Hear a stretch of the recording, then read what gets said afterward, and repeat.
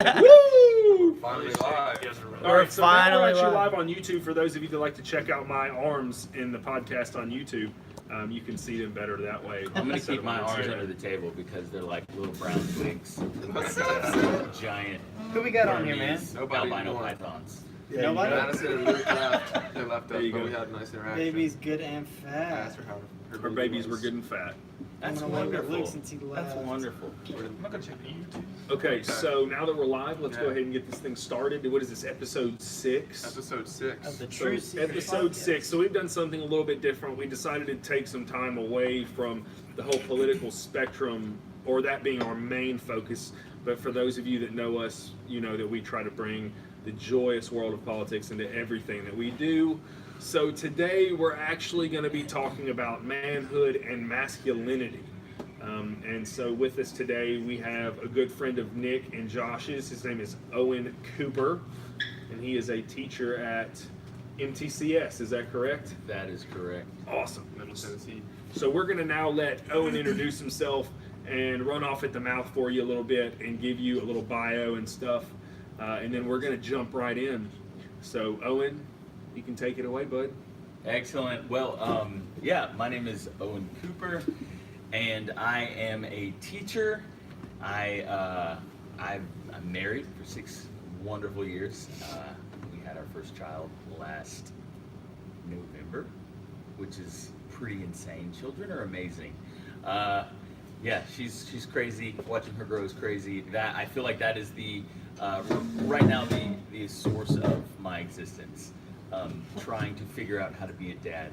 But on top of that, I also like to talk. I am by no means an expert on our topic of masculinity, but I am a man. So I think that's the beginning. That's the starting point. And beyond that, I do read a lot. I think a lot, and I enjoy engaging in conversation. When Nick told me about this podcast, I was like, you should talk about masculinity. And he's like, why don't you come on? And I was like, dude, I would love to just sit and talk with a bunch of guys who look more manly than me about masculinity. So, yeah, my life is, I guess my lens of reality, if you will, my worldview is Christian, essentially. I am a conservative individual. I see, you know, that I feel like that's just my approach to the world. Maybe more so now than before because of my daughter, looking at the world and wanting stability and order for when she grows up.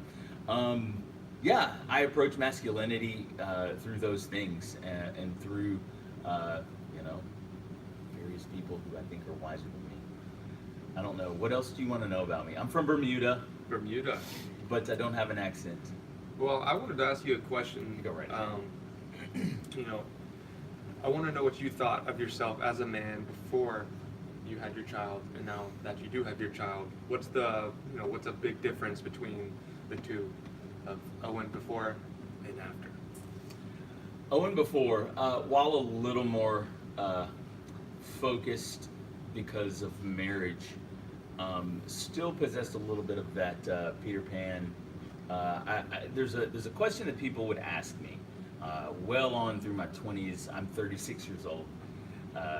Everybody laughs. He when I doesn't say look that. like he's 36, so we're laughing about that. I have had a few people ask me this single question. What, in 5 years, what do you want to be doing? In 10 years, what do you want to be doing? And I'm a massive nerd, all right? So Firefly, I don't know if any of you know, your viewers are probably too intelligent for Firefly.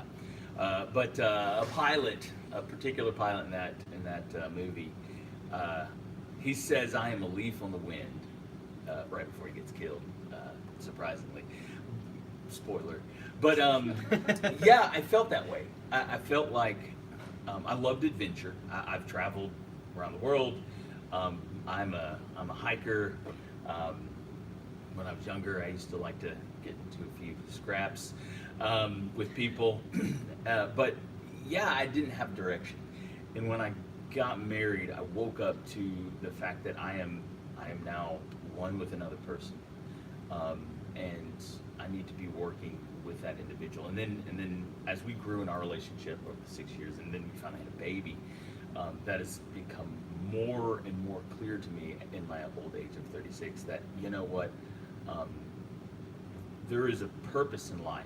There's a meaning in life. And I think, I believe that I was created to have purpose. And part of where you discover that purpose is in a wife and a child. It's the most beautiful thing ever. And so masculinity is something I have been exploring for a long time. A great book, I don't know, we were talking about earlier, Wild at Heart. Beautiful book. I taught it to my 8th grade guys earlier on when I started teaching. That has helped me along the way, but it really didn't come into focus until experience, until baby. Really. So you were wild until. Yeah, and not wild and like, I've never been crazy and going out and partying. I didn't mind risks. I didn't mind, I regarded life as an adventure, and you just roll with the punches. And the reality is you can't really wisely exist in that mindset. That is Peter Pan. That's the boy who doesn't want to grow up. It's hanging on to the childhood. Somebody else will think it through. So yeah, that's probably what I would say the biggest change. Cool. Josh, question? Yeah, so you kind of touched on your relationship with your wife, your child, your new child. I guess I'm kind of curious to know, I'm not trying to jump the gun here, but curious to know what kind of like communication you guys have. Like, is there like a general understanding of like the roles, the gender roles, or roles in general in that house? So like I said, we're both Christian. We both, our lens to the world is a biblical one. However, it is not one in which I am the dominant alpha male that oppresses his wife. I grew up in a family. Because I'm a Delta male. He's a Delta. He's not an alpha or a beta. He's a Delta. I grew up in a family with kind of a view of a man and a woman and who they are. But my mother is a very strong individual. My mother, I believe, if I'm trying to think of like what womanhood is, and I look at like women that I know, and there are other older women in my life that I can pinpoint this, but my mom for me is the definition of what a strong woman is. Not a woman trying to be a man, but not a woman who is under the thumb of a man. My dad is a good man. They have a great relationship, and they taught us this role, this complementary role. I'm more of a complementarian. Coexist together. I'm more of a complementarian.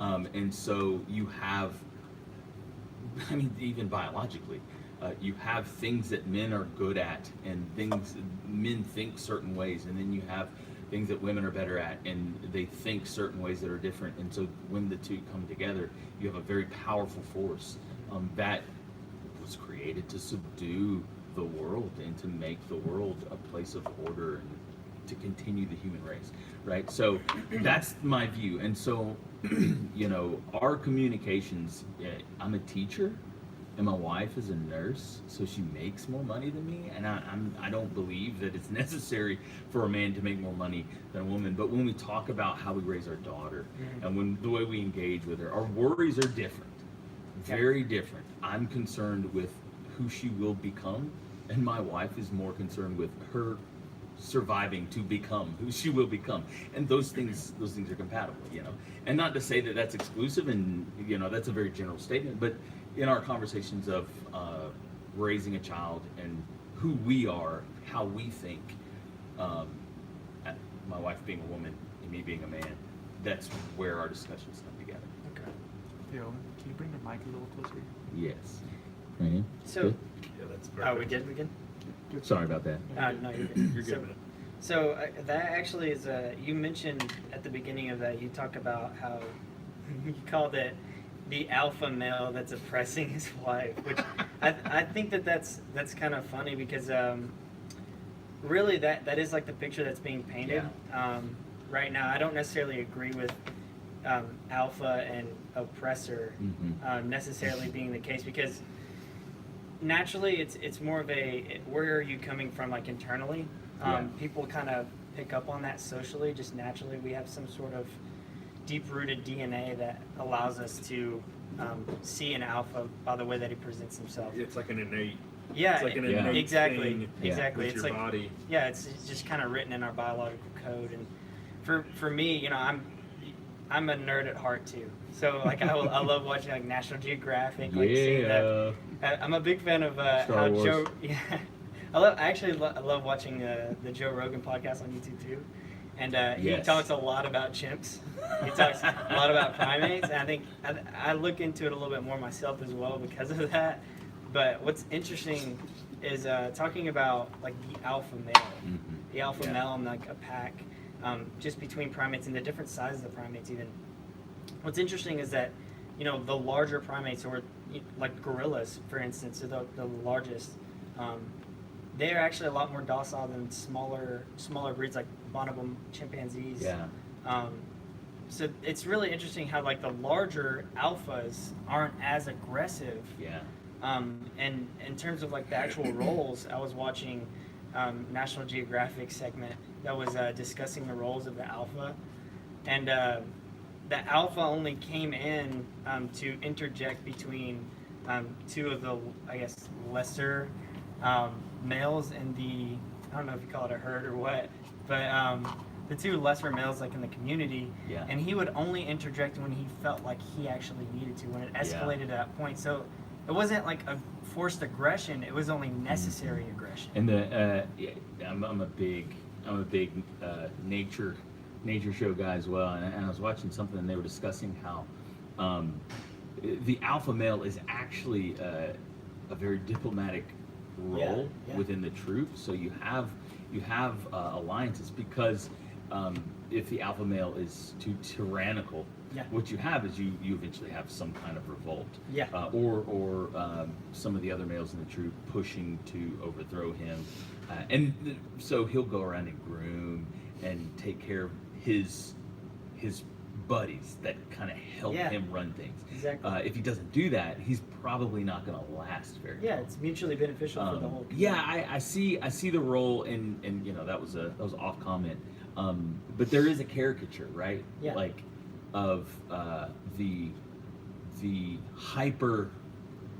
I put this in Hyper-dominant. air quotes, the hyper masculinity, which is labeled as toxic, and I want to be careful there because there is a masculinity goes wrong just as femininity goes wrong, because like you said, we're people essentially. Yeah. Right. And so when you have an individual who is male, being dominant and assertive, right? My boy Dalton here, he's a big guy, right? And what is important that I've found, and I'm not saying that I'm an expert at this, but talking to women, reading a few things about what are men and women seeking in relationships. Women are seeking a sense of security, right? Because if they're wanting to have a baby, there's a realization that for an extended period of time they are incredibly vulnerable, right?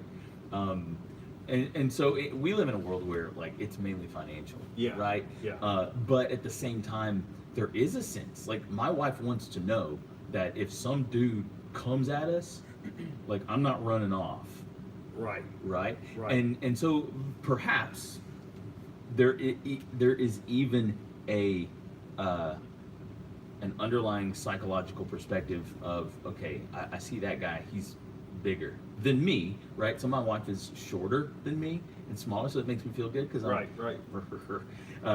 but then Dalton is bigger than me, and Yeah. so when I'm outside, I feel comfortable with Dalton. Yeah, He's gonna yeah. protect me, right?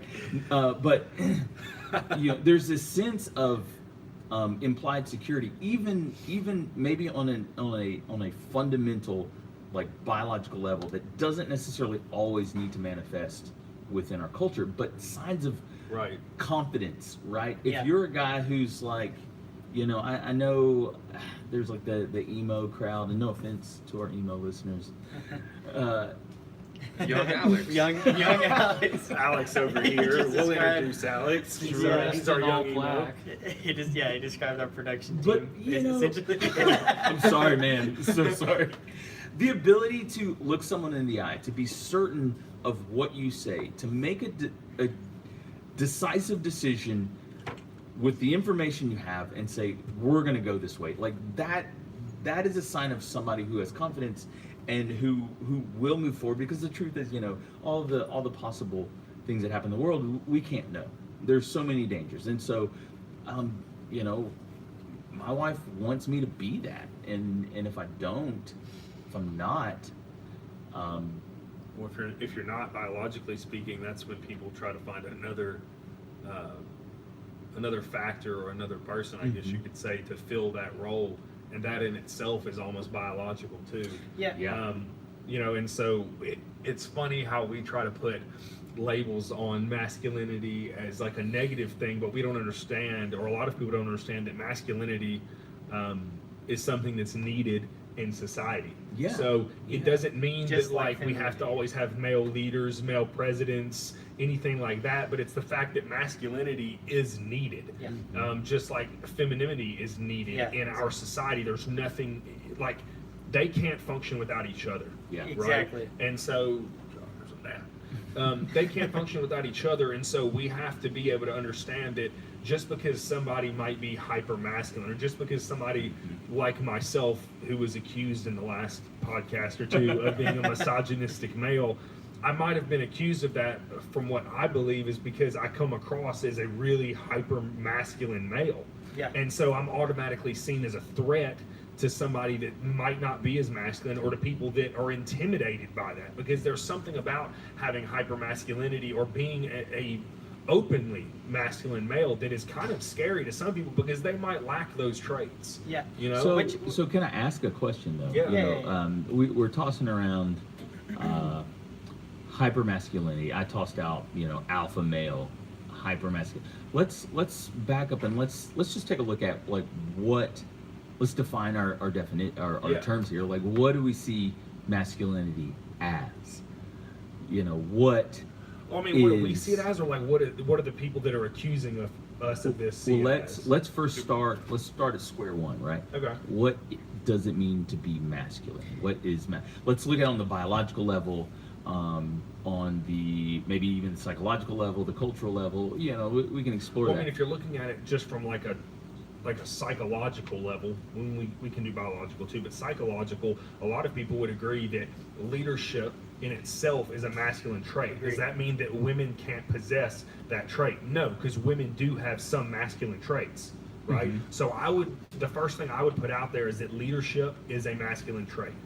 And I think that's important that we recognize that leadership is a masculine trait. I mean, in my mind, other than that, I mean, I'd say the sense of like, trying to think of like chaos management, you know what I mean? Like a sense of creating order. That tends to be, in my mind, a masculine trait, because again, that falls under the idea of leadership, that like, if you're going to be a leader, you can't just stand up and say, I'm going to lead. You also have to have some sense of like, how are you going to put the people at bay?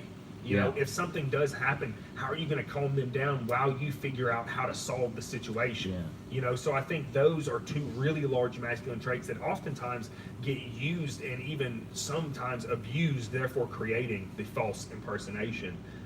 But other than that, I mean, what do y'all think are other traits? I mean, we could open that up to the whole crowd. Yeah, well, I mean, just to kind of touch on the leadership traits, it's interesting that you say that. I was actually listening to my manager today, at the branch here in Nashville where I work, and he was talking about leadership in general, and I think of masculinity when he used kind of like mental blocks in the morning. It's like the person that's going to be successful, the leader in the organization, is the person that can kind of drown out all of the noise, spread the water, part the waters, to say, and then work through it. So it's almost like laser focus. It's being able to refocus on the task at hand. It's like problem solving. Yeah. Whereas like the polarization of that, like femininity in that case would be like taking on the noise and trying to create some sort of order out of the noise.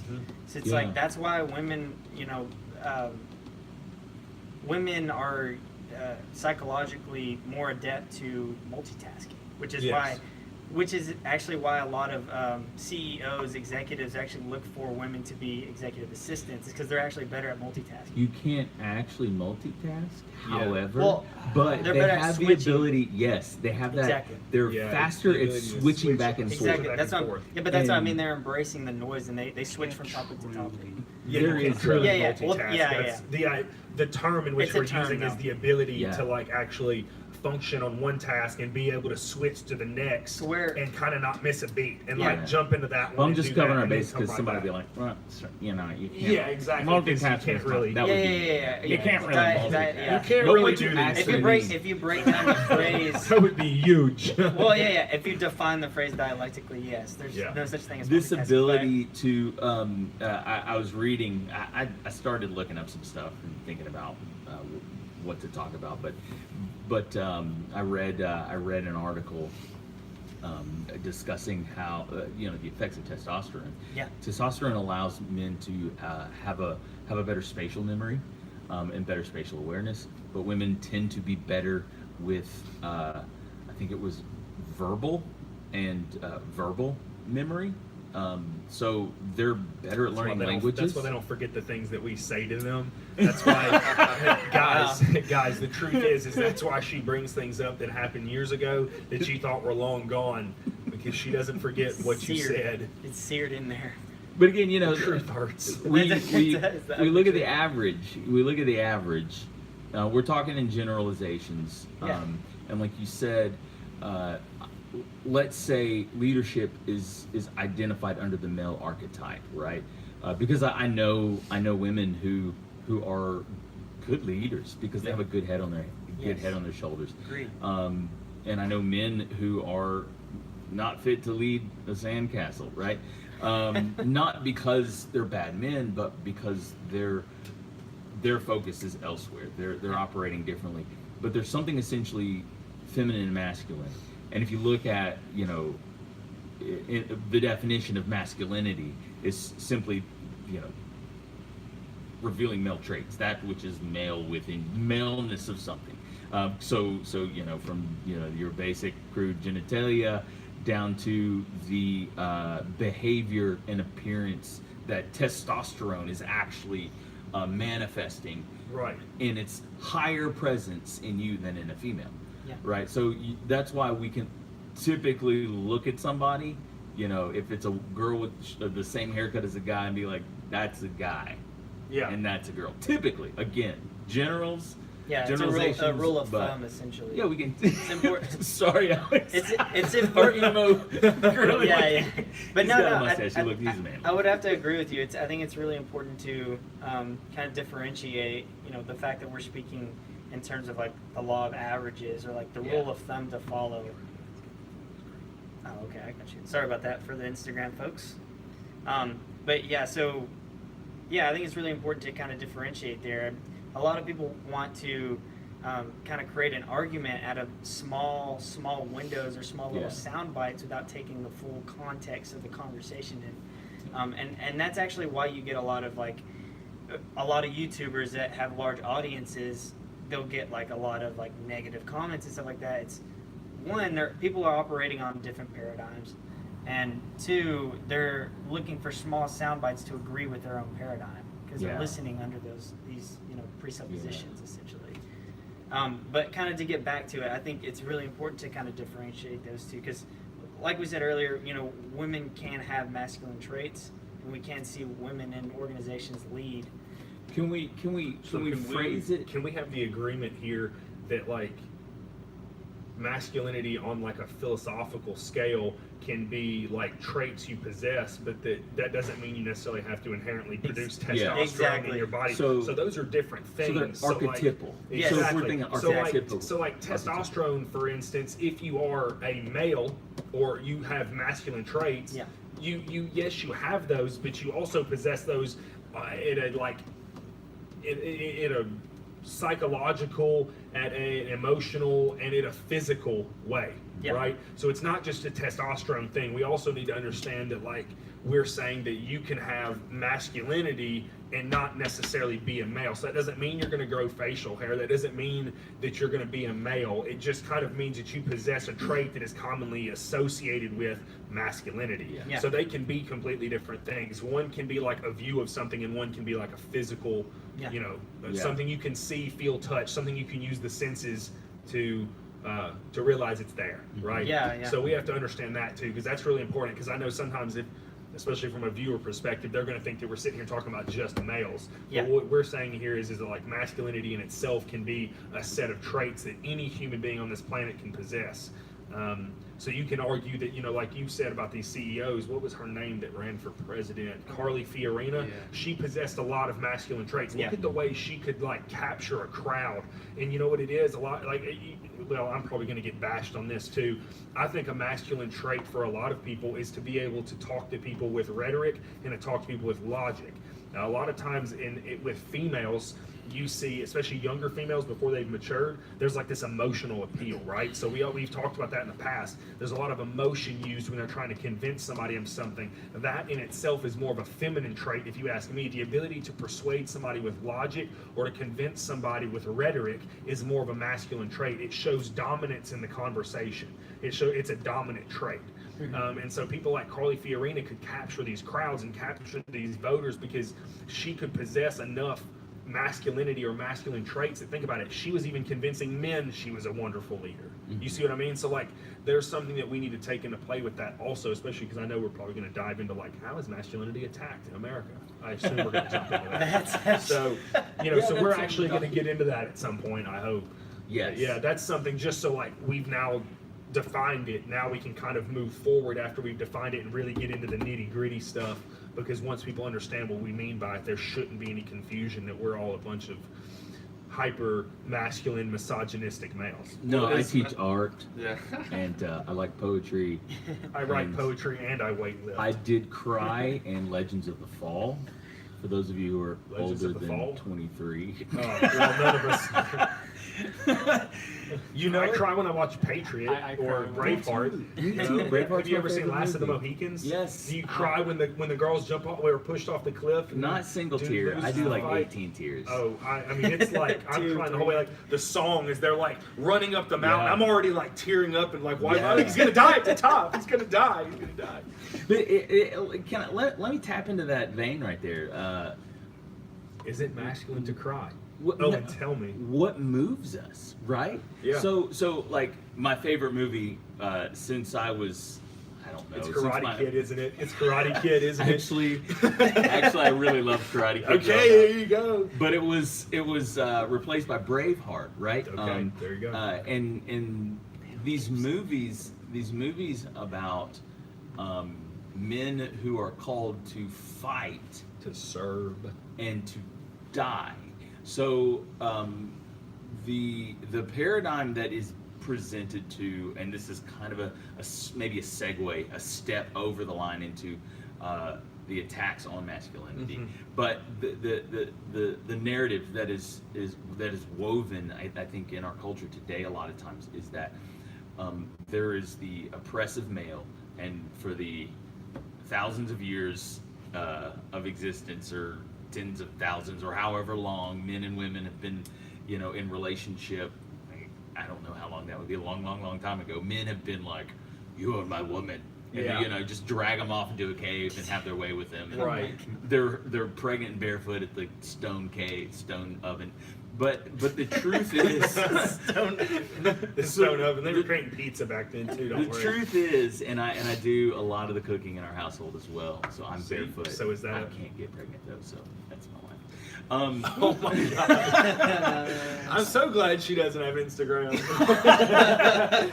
So you have this narrative that's woven out about men and women, but the truth is, you have this very interesting acknowledgement within men of their expendability.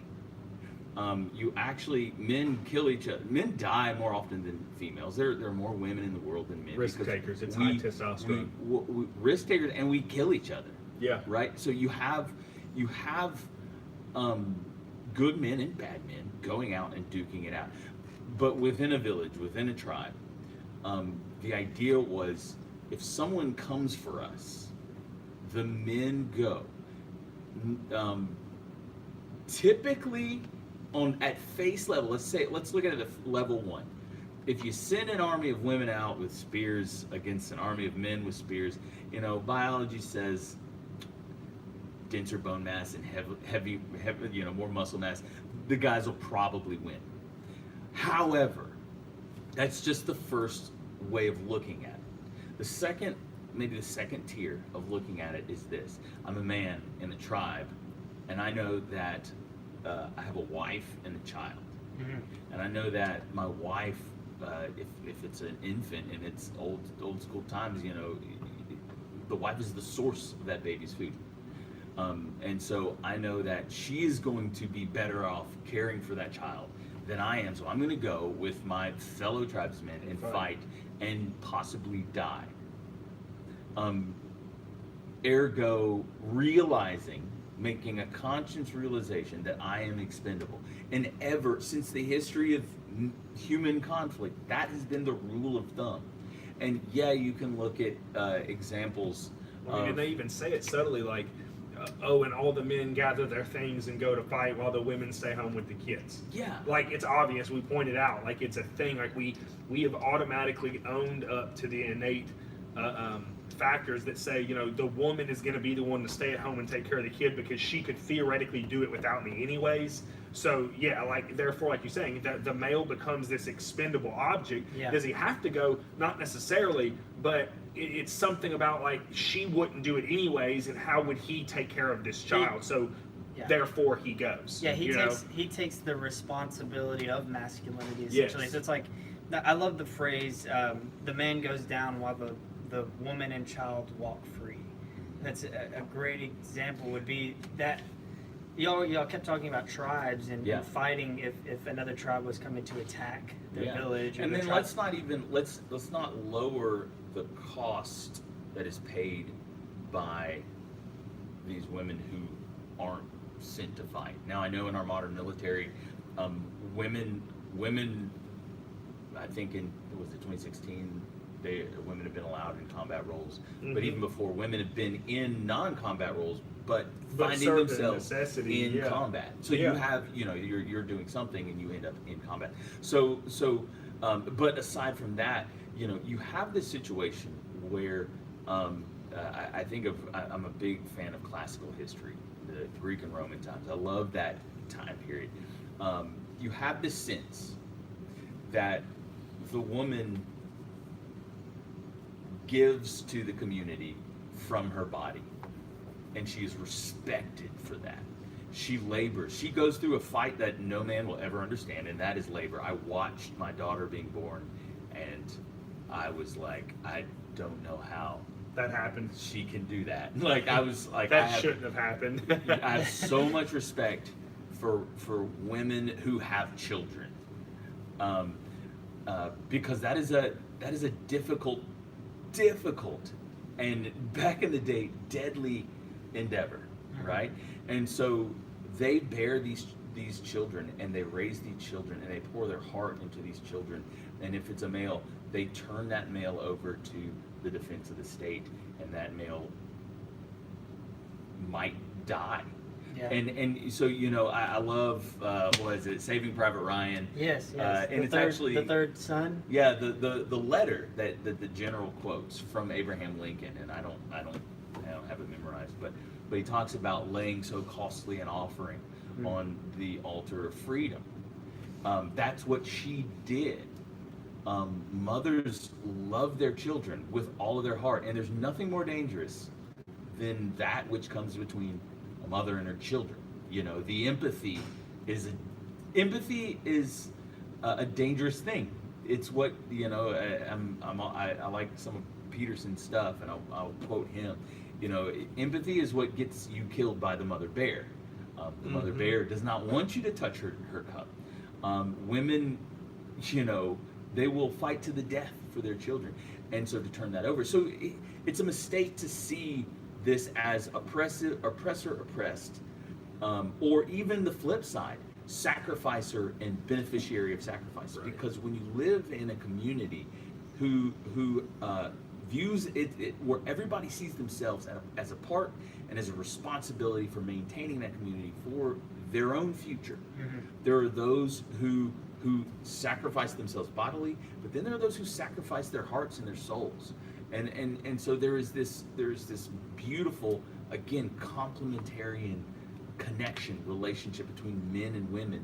And you cannot have a masculine dominant society that is effective without women, and you can't have a feminine dominant society that is effective without the masculine.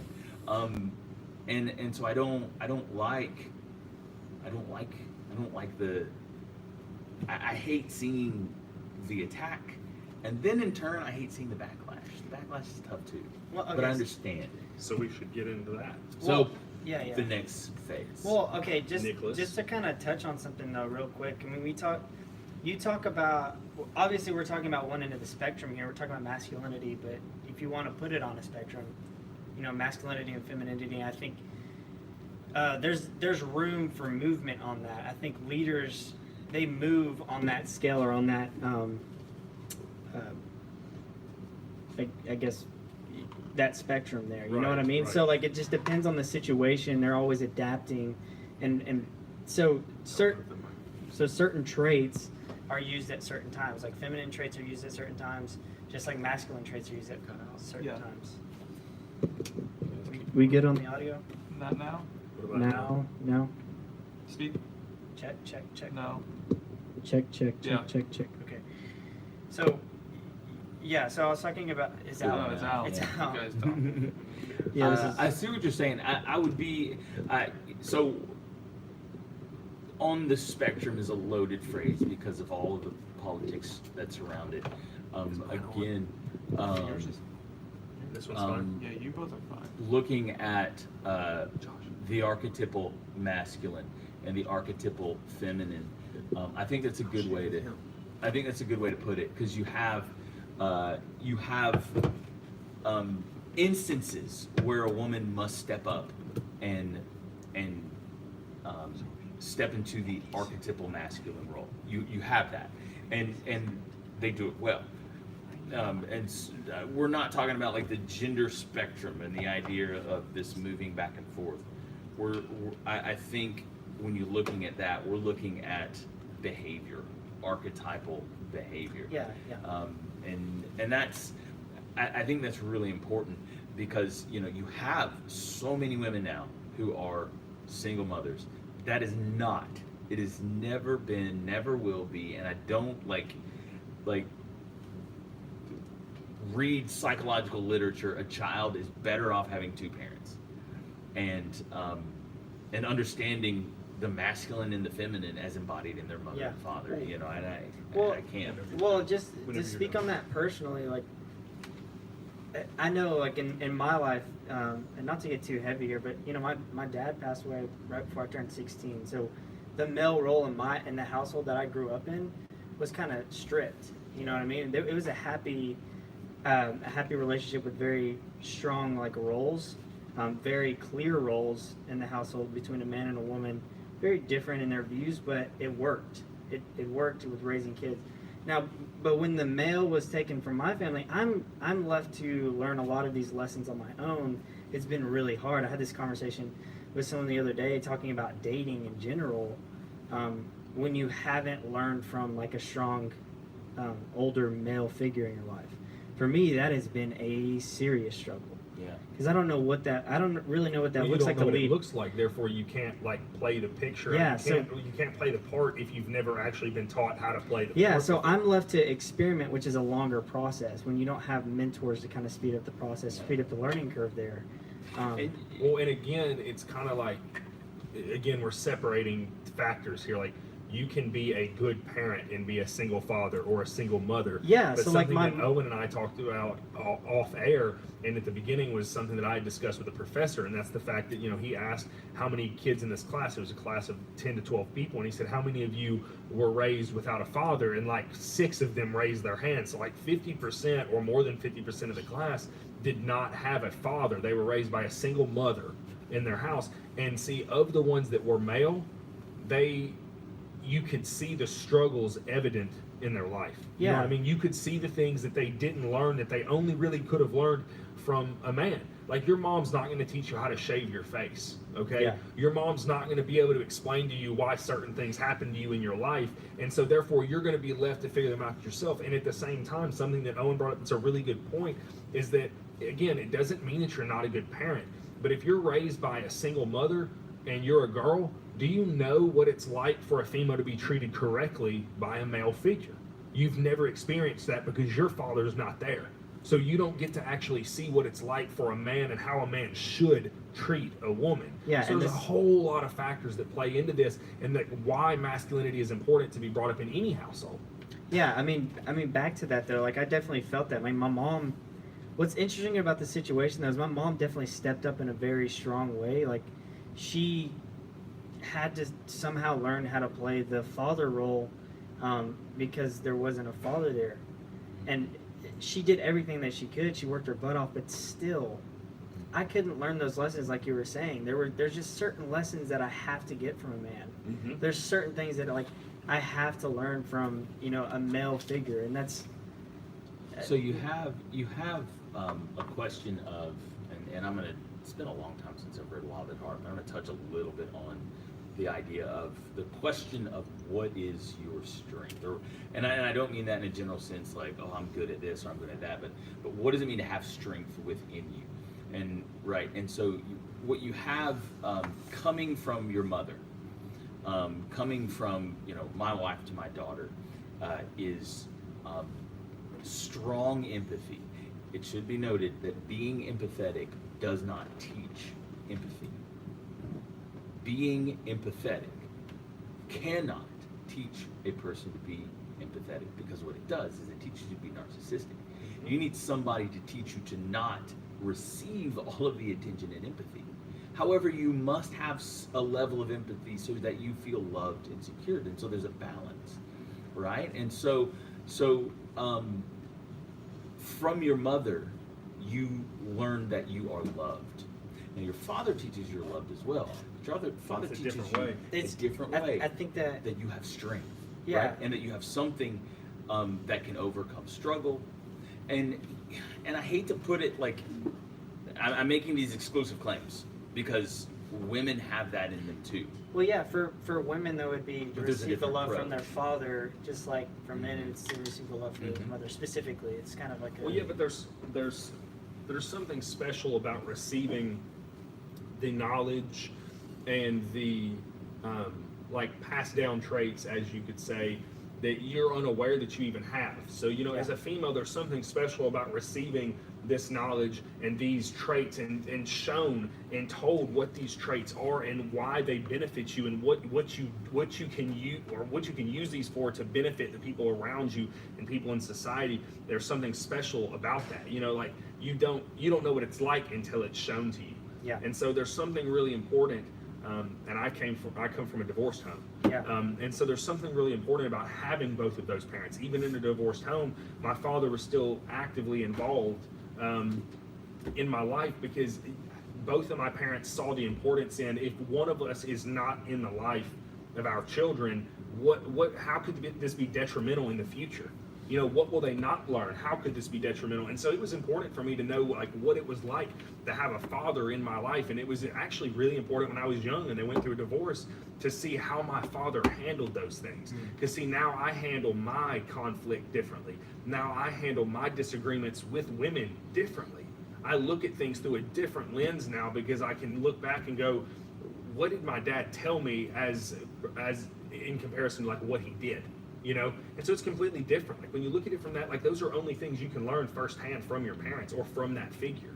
And there's some things that the truth is I couldn't have learned it from my mom. And that's why I think it's important to have that father figure. When you look, you're speaking on history as a history major, and Nick knows this too because we dig into history like it's nobody's business. In ancient cultures, the men had such an important role in society. When they got too old to fight, what did they do? They went back into the society and they taught the younger boys while the younger men were fighting. They mentored those boys on what it was going to be like to eventually be a man. That is so important. And we're- the and family we're unit. losing that. Exactly, We're we're losing losing the that. family unit. And Yeah. and something that I used to discuss with a lot of people that I had the discussion about masculinity about was, is there something going wrong with masculinity? Is there something that we don't understand? Is it because we've been backed in a corner because we are masculine? Because when you look at this, when masculinity leaves the scene, what's the first thing that happens? The family unit falls apart. And so we're affecting everybody because we don't know how to be masculine, okay? Or because we can't own up to what it really takes to be a masculine figure in society. Yeah, we don't have that figure to come in and interject when he needs to. Like I was saying earlier, speaking on primates and just alphas and communities in general. I guess the father would kind of be like that in my eyes in the household. He would come in, interject when he needs to, and try to bring, I guess, order from the chaos. There's, I I was thinking about this, and this comes from a little bit of me and my wife discussing just our parenting of our daughter. This comes from a little bit of reading from All At Heart, from listening to some of what Jordan Peterson says about masculinity and the role within raising children. There is the rough house play. So I remember being a kid. My dad worked so hard. So I come from a family with not a lot of money. My dad worked all the time. My mom worked, my dad worked, but I remember my dad would, at a really young age, I remember not seeing him often. But I have not forgotten, so I'm 36 years old. Yeah. Being 5, looking forward to those times when my dad would either not be busted from working one of his 2 jobs, coming home and wrestling with me. Like me throwing all of my tiny little weight at him, trying to bring him down, and him toss me around. That is something important. And Jordan Peterson brings up scientific literature about rough and tumble play and how it actually teaches you not to hurt people, because you learn like There's pain. There's a game. Yeah. Right? And at the same time, you can throw yourself a little harder at daddy, right? Because he's usually bigger and stronger. And, Yeah. and if you punch and kick and do all those things, which he's welcoming. Right. My mom like tickled us and played with us, but we could There's not something do different You about couldn't waylaying punch on your dad. mom. Getting all that out on dad. Exactly. You can't punch your mom in the chest. Exactly. Exactly. You A lot can of beat pain your there. dad if you have might to. get whooped for real. She won't get, but Yeah. there's a bonding. In Wild at Heart, he said it this way. There's young, specifically boys, want to feel the strength of their father. Yeah. Therein lies the need to wrestle and have that physical contact, because you're testing your strength against your dad. Yeah. But 2, you're feeling his power, and at the same time, you feel how he is being meek when it comes to you. Meekness is not weak. Meekness, by definition, is restraint, having strength and power, and not unleashing. And you can tell that at any time Dad can chew you to pieces, but he wants to play, Yeah. and he's letting you test. And there's something in that is so necessary, and in our effeminate, emasculated society that says fighting and guns and roughhousing and all that stuff is bad and we should avoid it at all costs. You don't want to wake up in a society where if your country is under attack, you have no men with the heart to fight for you. You don't want that. We're getting dangerously close to getting to that point. We all, as soon as you talked about roughhousing with your dad when you were 5 years old, looking forward to that, I immediately thought back to when So I we was all a child. we probably all And- had memories of Yeah, that. 'cause it and I probably saw all Josh happened. and I saw Dalton both react with a smile. And Yeah. It's like, I used to It's get my so- ass beat. Yeah. Yeah. But I loved it. Yeah, Well, luckily I had 2 older brothers too. so Mhm. Yeah, you got we triple got that. time. Yeah, true. I had a little brother, so I would use all my frustration that my inability to defeat my father and put it all over that guy. Yeah, you were the mentor. Yeah, I hated you. we, That's why he's the emo guy. Yeah. He's fine. No, he kicked my ass a couple times, punched me in the face a few times. And, Broke your nose, right? no, I broke his You nose. broke his nose. I palmed your You face. almost broke my nose. It was really close, but you know, I digress. That makes a lot of sense, though. You want to plug in that This, one? Yeah, just hand me that charger. He didn't break my nose. I ran into the back of his head. Oh, God. So we had some similar. But anyway, I back did to it, the yeah. point. Make Like, sure it that's- doesn't fall. It's Yeah, just- what you were saying was that we don't want to wake up one morning. Give me this shit, Mike. We don't want to wake up one morning and have Russia or China at our door and have no men ready to defend. Yeah. You know, we can't just have men in the military. Like we need to have men on the streets. We need to have men in the household so that, you know, if we're thinking strictly in the war terms, that we have a home front. Yeah. And I got the turn. we're lucky because we can all relate to those times when we were children. What about now? And we were able to roughhouse Is that better? with our father and our brothers and our friends. And we were able to get bloody noses and scraped knees. And we were able to punch and fight and do all these things. Play football, tackle football, roll around in the mud. All that's good. It shapes young boys closer to a man. And it also teaches them to respect each other. Well, yeah, because you develop a perspective on society that you didn't normally, or you wouldn't normally have if you didn't have those experiences. Like, think Yeah. about it. How would we walk around and deal with those around us if we never knew what it was like to have somebody beat us? You know what I mean? And not beat, like, we're not talking like beat your children here. We're just saying, like, you know, when you lost a dad, you knew you couldn't win, right? Yeah. But it's the fact that you knew you could maybe stand your ground and, like, do your own thing for a little bit. Like, something about that is so thrilling for you as a younger male, and yet later in life you start to see all of that come together to be like what it means to be that man that your father was. That's why there's so many guys that they won't admit it, but as they grow up, their idol is their dad. And somewhere later in life, for some reason, our society, with a lot of households, the dad becomes the enemy, because when you start to act crazy, who's the one that lashes out on you and reminds you that he's still your Alpha. father? And Yeah. he's still the alpha. Yeah, you know, my see- dad's 57 years old, and he tells me all Yeah. the time, watch yourself. He's like, I might be 5'9", but he was like, I can still take you out. You know, and there's something about that that's important. You know? There is. Well, Yeah, my dad's nuts. Well, I Nick love- knows my dad, so he's crazy. Getting back to that, it's interesting how in society we operate psychologically by doing what a lot of people call shit tests. Well, shit tests like other men, like especially middle school boys. For some reason, they are brutal to each yeah, other. they're crazy. So, They shit test the teaching hell out those of each kids, other. they're Yeah. Yeah, because you're a teacher. You got to give wanna us that see- perspective. You want to see the height of bullying. The height of bullying takes place between 5th grade and 8th grade. So I'm cool, what you might consider a smaller male. I'm not a big guy. I'm right there with you. I don't have a lot of muscle. You even have more muscle than I do. You know, I'm skinny. I've always been skinny, and so between the ages of 5th grade all the way up to 8th grade, like, I was tested Mhm. by kids who were bigger than me, and how a bully treats you is they're looking for prey, Yeah. right? And We're so looking to see if you'll back down or not. I grew up as a scrapper, right? I didn't fight fair. I fought dirty. I would bite. I would go straight for the groin, and I would run, and you know, because that's what I had. Yeah. Hey man, And but you know, in self-defense, they teach you just got to do something to get yourself out of there safe. You do what you got to do. Yeah. And so you know, I fought dirty, and then I wrestled it when I got older in high Yeah. school, because I wanted to feel that strength. I wanted to be strong. You cannot stand up for somebody if you have no sense of your own strength.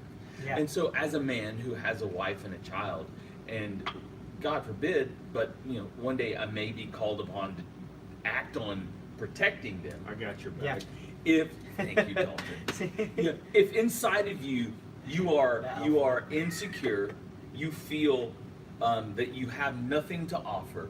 If inside of you you are you don't think you can ever win, you will kowtow to every predator that comes your way, Yeah. and you will you might lose if you fight, but you fought, and at least your family knows that you were willing to go down for them. But otherwise, you're a coward and you run away, and that's to me, that's terrifying. Like, I don't like to say anybody's worthless, but you are a worthless man if you cannot take those challenges. Take those challenges. If you cannot step up to the plate when Yeah, I mean, it's funny that you mentioned that, but what's interesting about it as well is in the dating world, women will shit test you relentlessly just to see if you're worthy enough to protect or just be the strong figure in the relationship. Yes. Like women are vouch. known for I shit can testing vouch. because what women have is this innate ability to pick up on body language and how you actually feel on the inside before you even know. It's like you're trying your hardest not to show them, but they can pick up on the little nuances of communication through body language. Yeah. Fucking Yeah. absurd. So it's fun. So they will shit test you relentlessly just to kind of get you to falter. And if they can get you to falter, you're out. yeah. Josh, what is shit testing? Yeah, So, define that okay, yeah. for us. So shit testing is basically it's subtly attacking your confidence essentially. So it's like they'll come with backhanded compliments is one, or just hitting on like your ego like in a negative way. So like you figure out somebody's ego and you hit on it in a negative way. Like say somebody here's an example I guess in dating. Like say and women even do it to each other too. So we were talking about how guys do it to each other, women do it to each other, women do it to men.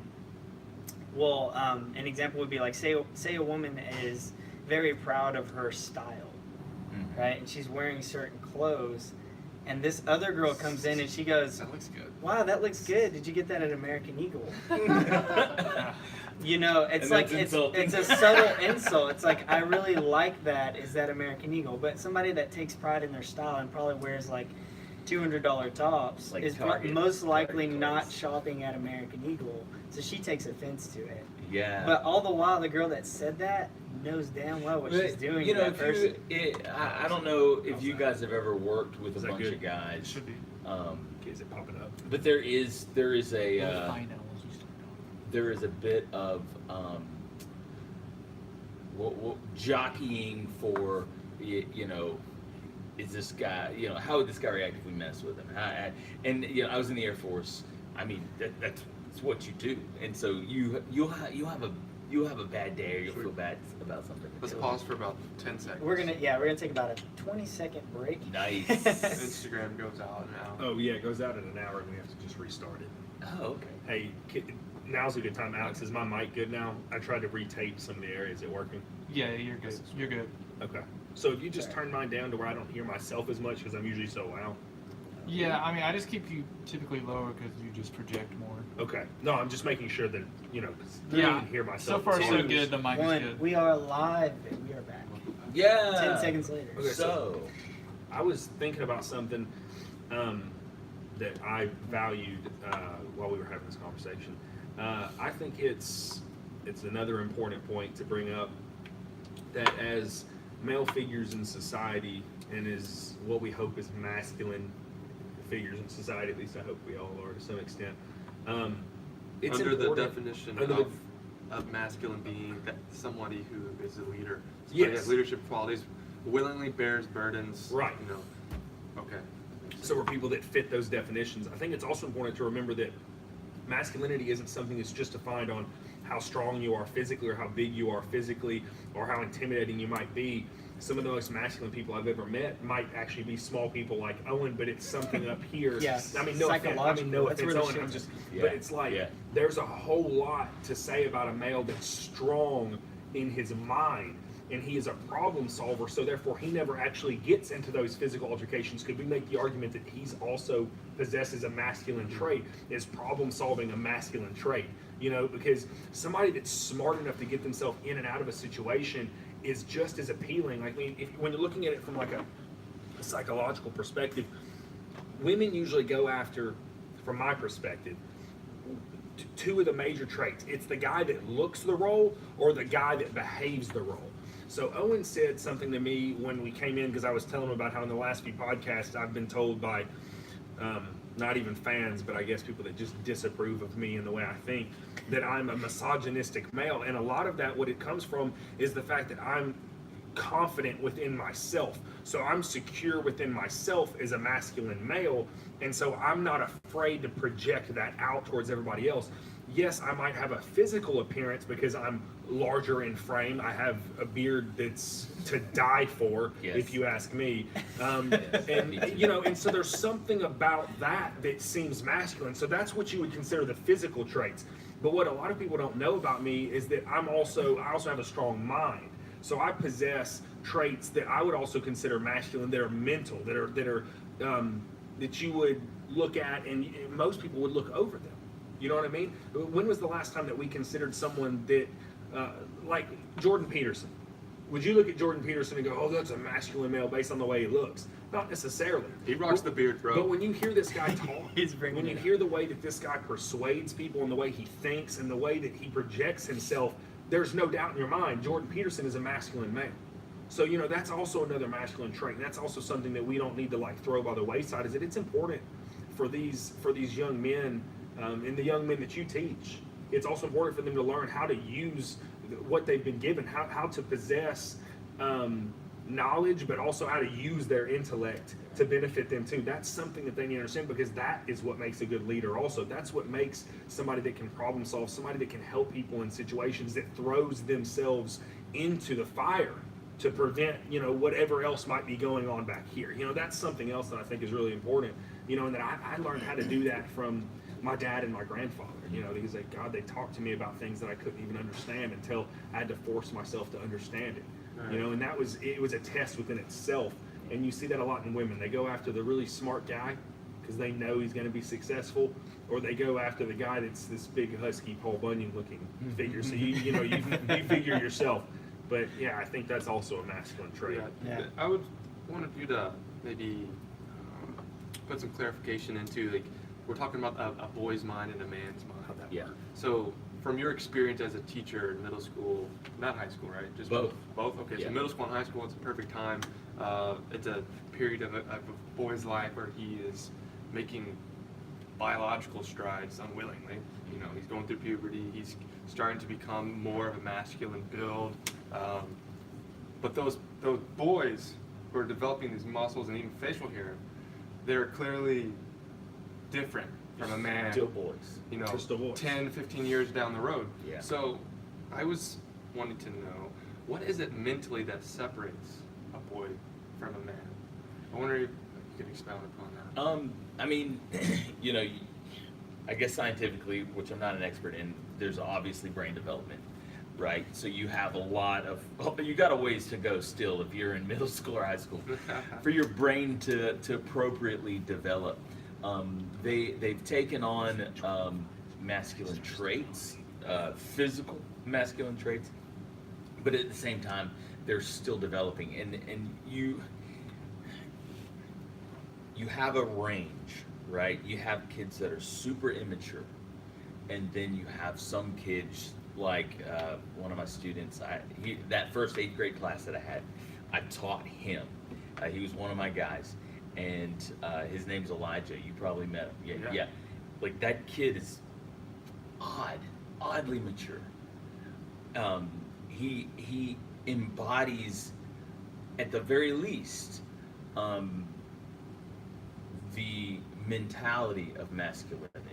Now, I think something very, very important about masculinity, and we were talking about this, Dalton, before, is the test, right? Mm-hmm. And so, at a young age, the responsibility of a father, specifically to a son who's going to grow up to be a man, is to impart wisdom, knowledge, and to allow that child to have experiences within what it means to have strength, what it means to struggle, but also there's that safety net underneath. The test is what defines you, right? And so I had the opportunity when I was in college to go to Tanzania and Kenya a couple of times, and one particular time while we were in Kenya, we spent some time with the Maasai. And the Maasai, they're this famous tribe of lion hunters, right?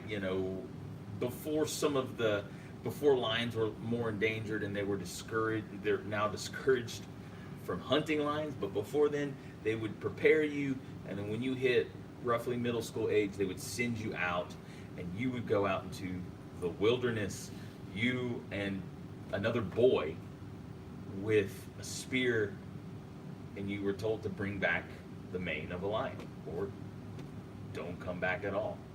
And ultimately you have this moment of test. No, those boys weren't unprepared. They were not unprepared. They were trained, they were encouraged, they were mentored, they were cultivated to be these, to be ready. Yeah.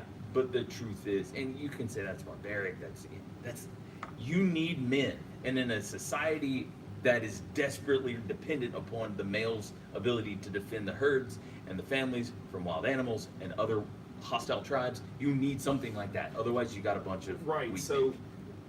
getting into that, what do we lack in it? Is it still working? Yeah, just go with it. Just go with it. Go with it. Just go with it. What are we lacking in American culture that doesn't make that stuff seem so possible? Okay, what is it? Is it because we attack masculinity? Is it because, dare I say, the left attacks masculinity? Let's bring in a little bit of my expertise, which is the political spectrum and the political side of things. What is it that's happening? Because we don't prepare our men or our boys the same way to become men. We don't have tests. And here's the thing. The test for the tribe, okay, is not these Native American tribes, these indigenous people in Africa, indigenous people in India, no matter where it is, these tests that they have aren't just like, oh, bring back a lion, because the lion isn't what matters here. Yeah. It's what the test proves in itself. It's the fact that the test is showing that you've reached some sense of manhood because you could do this without someone else's help that is an older male. We need a bar Okay. mitzvah by trial. Right. Well, I mean, it's something, but it's something in that sense. Think about it. It's like you're making yourself a man by doing something that they've given you this weird, justifiable task and said, this is manhood. And Yeah. then you have to do it, right? So it seems silly. But what do we do in this country? What do we do in American culture that signifies that you're a man? Other than like, oh, well, you're legally an adult at 18. Yeah. We But don't have that's that. not important. Yeah. You know, in our society, we're not even training men to be men, and then we want to know why there's such a high divorce rate. Yeah. Okay, and that why there's such a horrible success rate with men in high positions. Like they don't last very long. Most male figures that are in leading positions don't hold that position longer than 10 years.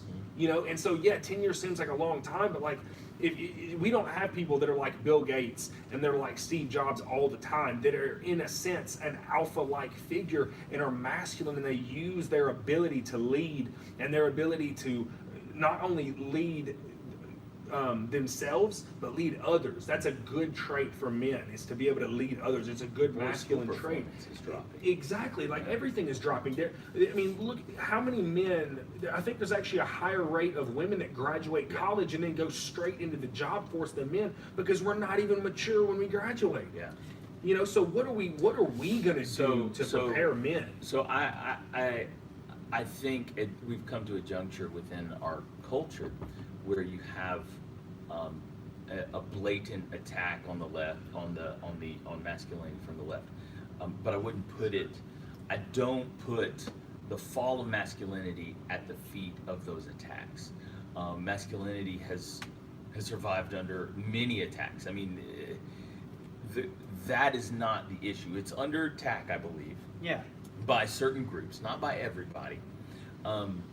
But the thing You can say you work for a private school. the thing that is where we have dropped the ball is as men ourselves. Yes. If we're looking just at us as individuals, if you look at history, I love history. Because it repeats itself, right? I know Okay. it rhymes. Yeah, Oh. yeah, it's got a rhythm. It does. It does. Were you trying Yeah. to trap me, or was that? Yeah, I was trying to track you. I know. I love history. So if you look at cultures, right, that start powerful, they start with a strong ethic, a strong core ethic. They start with defining roles, not just like the idea of masculine and feminine, but the idea of responsibility. Yes. Right? So I have a responsibility. You have a Yeah, responsibility. so defined roles in society. Like everybody serves a purpose Yes. in society, For which the- is not a bad thing, for the purpose of benefiting of society. benefiting themselves and society. The best thing you can do for society is not go out and protest what you hate. It is by being a solid individual. It is by raising a great family. It is by being loyal and faithful to your spouse, and loyal and faithful to your Owen children. Cooper for president and- 2020. 2020. Owen Cooper for president. He's of 2020. I don't wanna age. do that. He's of age. I He wasn't can do born it. in this country. Oh, that's true. Oh, Hey, I lied. We'll No. just have another Obama. I'm sorry. So back to that though. I mean, you talk about like you're asking like what roles do we have in America right now? What are we doing in America that even allows that or cultivates that? First, we kind of have to look at the issues. Obviously, not sitting here just to like complain about the issues, but to find some sort of proactive Yeah. move after Yes. that. So for me, what I've noticed anyway, just an example of this would be schools. I mean, you're a teacher.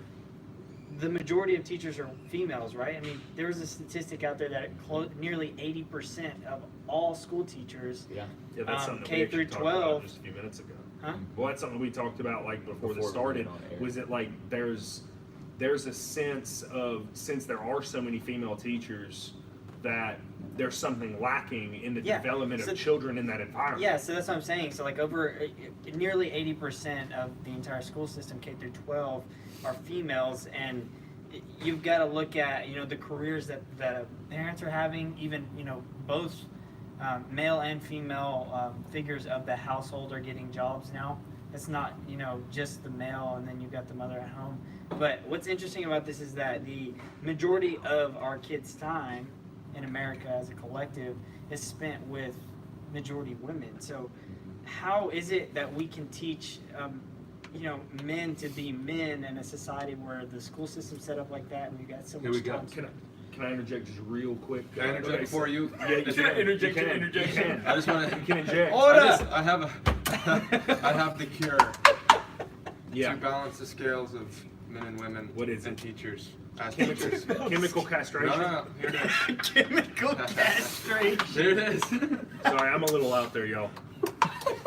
We just need to pay teachers more, What would? and then men will start taking those Okay, jobs. so check this out though. Check this out though. This was what I was gonna say.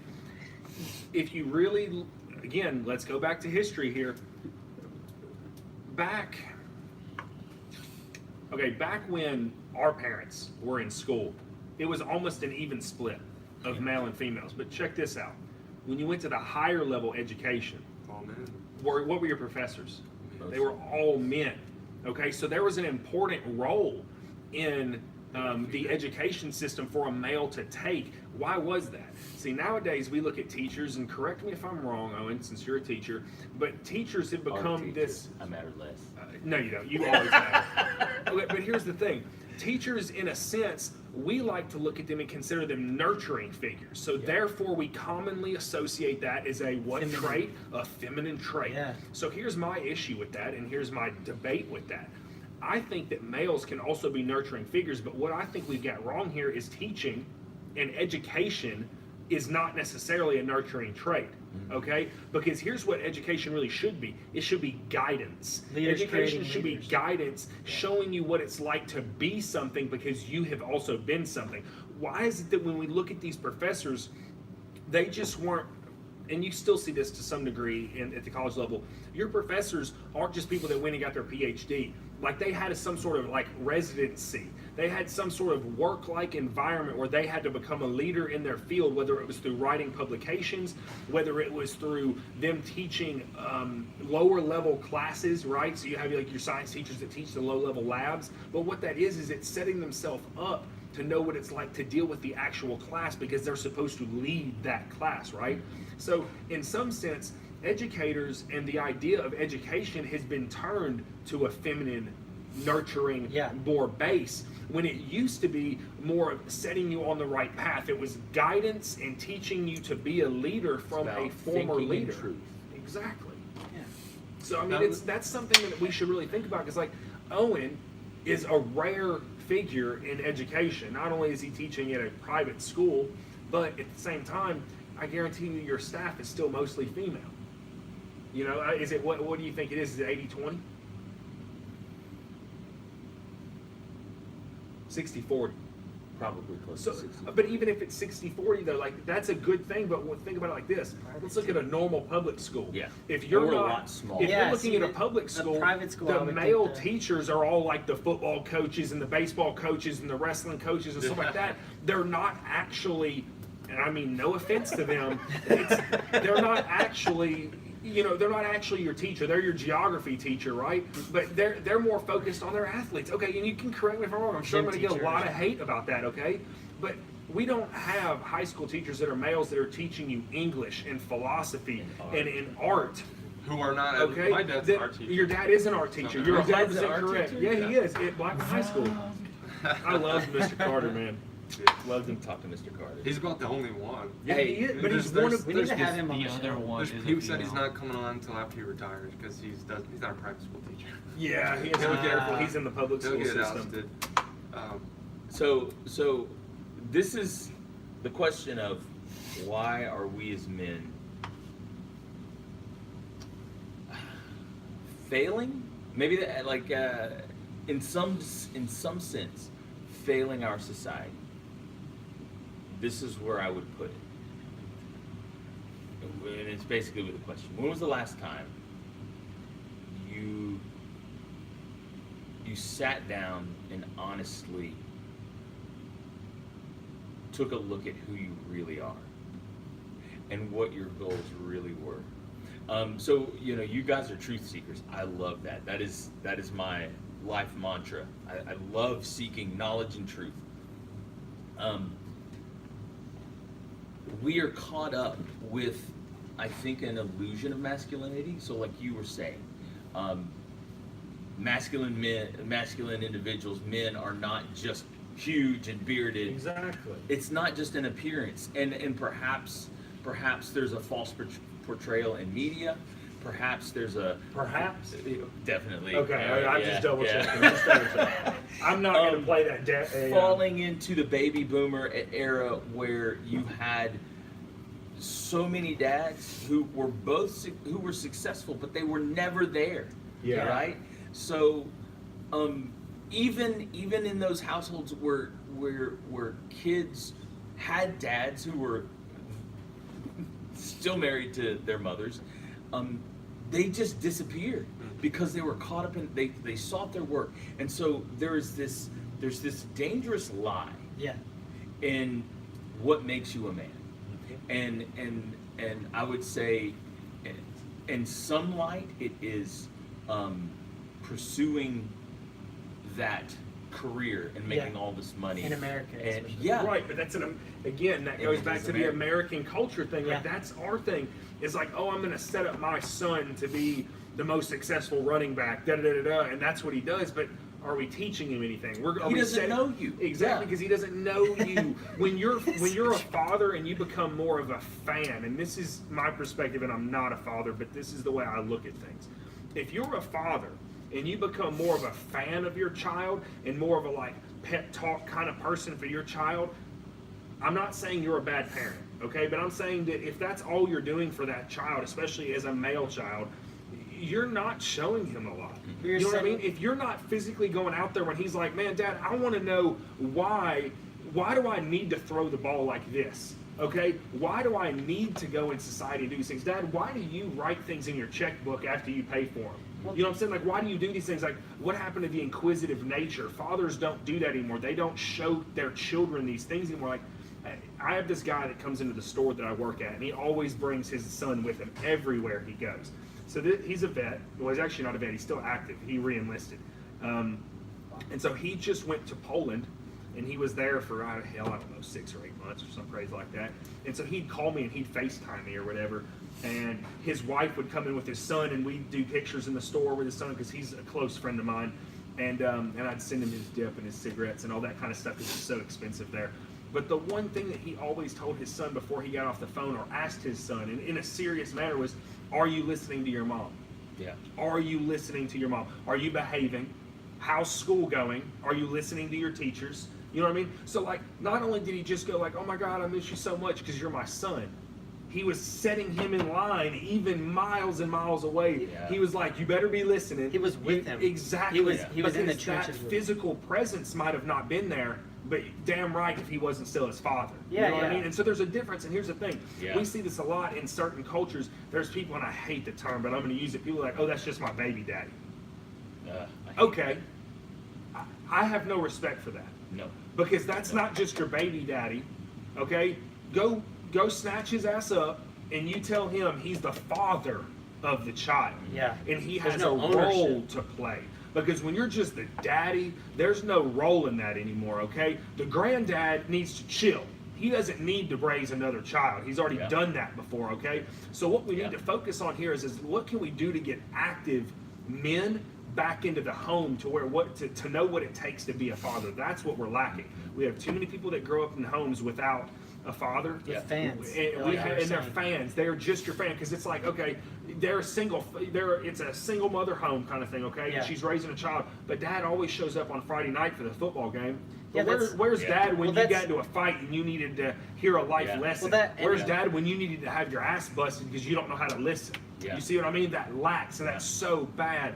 That it's not an authoritarian thing. It's a like, you need somebody to keep your ass in check. Well, that's what I'm saying. Like he's there to interject and be in the trenches Exactly. with you because he has to put himself in that situation. If he's just a fan, he's setting up for failure in society because he's essentially creating this need to qualify yourself as a child. Like as a child, if my dad was just a fan, he'd be like, okay, well you need to do this or you're not an accomplishment. Yep. You need to hit this level or no one's gonna love. It's like I need to somehow reassure my actions by Yeah. looking to other people for that, Yeah. and that's setting him up for failure. And he's never gonna know what it's like to have that internal strength, that confidence, like a man's supposed to So I have. want to lay out a paradigm for you because we talk about fathers, Lay it and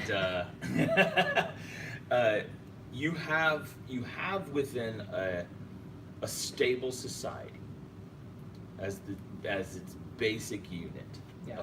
a family. A unit. I As love the the basic I love unit. that. unit. I You love have it too. mama, dada, and baby, maybe a couple other babies, right? And so,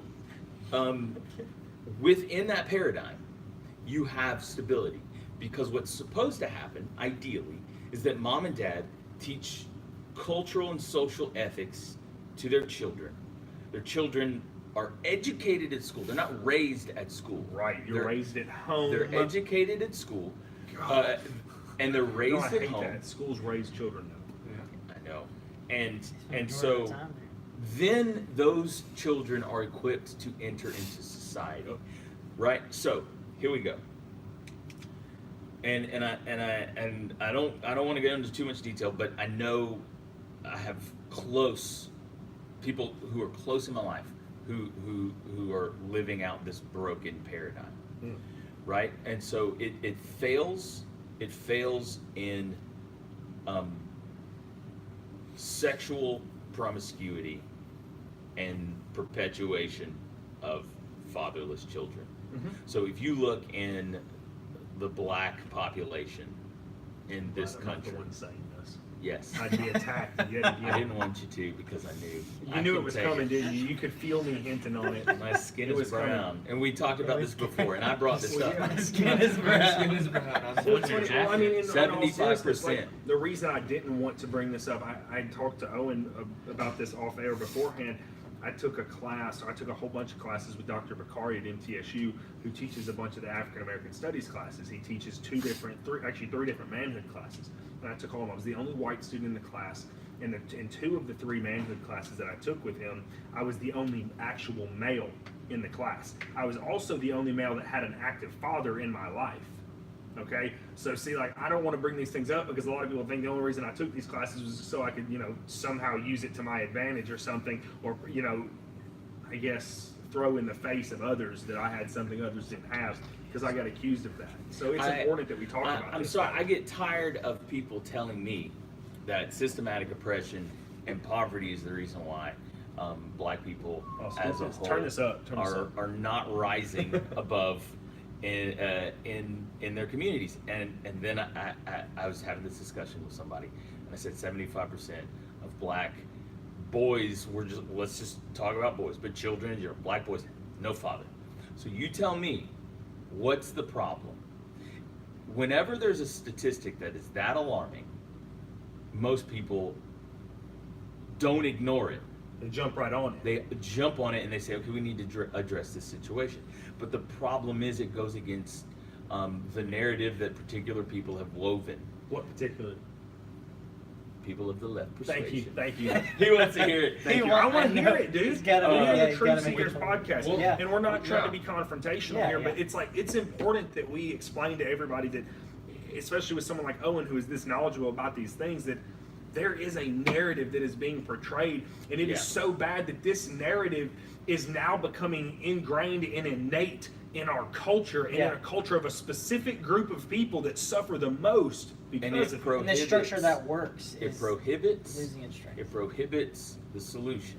Exactly. Right? And so the solution is addressing the real problem, Yeah. which is listen, if you have a mother and a father that are supportive of you, and they're teaching you to have a good, strong work ethic, they're teaching you to be compassionate, they're teaching you to be responsible, they're teaching you all of these things. If that is the case, you have a better chance of succeeding. And no, that is not a promise of success. That's ridiculous. There's no promise that I'm going to get in my car and make it home. right. Like, the world doesn't make those guarantees. Our conversation can't be, will it work 100%? But what we can know from history and from just the fact that you look at a stable family, they're more likely to have successful kids. But it's because they're stable. It's because they're stable. Exactly, because stability gives you the blocks that you need to form that success. You know what I mean? Like it's like a house built on sand since it has no actual foundation, it it falls won't apart. stand. So if your family unit, my dad used to tell me this all the time. He used to say that everything in life starts with the family unit. Okay, and so he would always label it the 3 F's. There's faith, family, and then friends. And if you don't have them, if you don't have them in order, okay, Yeah. if you don't have faith, family, and friends in order correctly, if they're backwards, if one of them is lacking, it affects the rest. And so, with the family unit, if we don't have these things set up correctly in the family unit, we start to see things like what's going on in our society, where certain parts and certain groups in our society's cultures are failing. For instance, let's look at a lot of the Hispanic population in this country. They still have very strong ties with their family. This is why a lot of them go back home after making success here, because why did they actually come here in the first place? It was to create some sort of wealth to take back and help their family unit. Yeah. Because that is what they value as important. Josh is excited because he's Colombian, and that's exactly what they do. Well, But seriously. there's seriousness in that. Like we can't urge people to do that enough in society for some reason. Is that like, if you're going to go out of your way to have a child, okay, but you're not going to then go out of your way to raise the child correctly, you have now become more detrimental to that child's life than anything else that's going to influence him for the rest of the time. Think about it like that. When you leave him, when you disappear and you're not in his life anymore, you have taken everything away from him that he needed to learn from you. So he's lacking 50% of what he needs to be a successful man in this world. This is why the most transitional, well, not only like psychologically, but the most transitional time in American 18 to 24-year-olds is college, right? Mhm. Or that college time period. It's because they're finally getting pushed out the nest, but have they been properly trained with the proper mentality to be able to handle What that it's like being stress outside of the nest. that stress of being pushed out the nest? Like, Yep. are they going to be able to properly learn how to fly on their own if they weren't prepared for that? And you want them to learn how to fly with integrity. So Exactly. there are plenty of successful people who are evil, right? And so you George have George Soros. How did I know that was coming? I'm always prepared. So you have this situation, right? I want to. Bill Clinton. Success is not defined by how much money you make, right? In America, it is. Unfortunately, right? Yeah. Because look, Because that's succeeding in the American dream, apparently. Me and my wife, we are firmly middle class. We live within our means. We own our own house. We do not have car payments. It's because we do our best to be responsible with the money that we have, with the money that we make. Live within your means. Do not rely on somebody else to pay your way. And yeah, the discussion of a legitimate safety net can be made. But here's what it comes down to for anything, regardless of your politics, is are you responsible for yourself? And if you want to change the world, make up your own bed. Like, seriously. Yeah, have you seen that video? I can't remember what it was. He was an admiral. He's a famous admiral or something like that, I think, in the Navy. Was it TED Talks? No, it wasn't TED Talks. He was feel like I giving saw a commencement speech, okay, to a graduating class from one of the academies. Was it Spuds? In the The first, Spuds? do what? Was it the Spuds? I don't remember. That's like the hardest. I'm not sure. I just know that he was giving a commencement speech. But either way, the first thing that he said, it was hilarious because everybody died laughing. But he stood there with a straight face because he meant it. He said, in order to be successful, the number one piece of advice I'm going to give you is wake up every morning and make your bed. Yeah. And it's funny because I used to hear that from my dad. And listen, when I was a little kid, he's not going to hear this because he doesn't have social media. But I know somebody's going to share this with him. So I used to think my dad was a nut job. I did not want to listen to him because he was so what I viewed as tyrannical when I was a child that I actually had no hope for my father in actually raising me because I just assumed he was a hard ass because he wanted to be a hard ass. But I didn't understand that he was doing that because he was trying to benefit me. And he used to do this every morning for me. He would walk into my room after I had left and send me pictures. Okay? I'm a high school student, by the way. In middle school, high school. And he would send me pictures like, your bed's not made. Wow. You didn't put your toothbrush up. The mirror's not been wiped off. And your towel's not hung up over the shower curtain. And I'm just like, gosh, why are you so up my ass? And the truth of it is, because when I would come home, he would wear me out about those things. But when I started my days and I would wake up and I'd make my bed and I'd make sure I put everything back in order, something about me kind of transferred that to the rest of my day.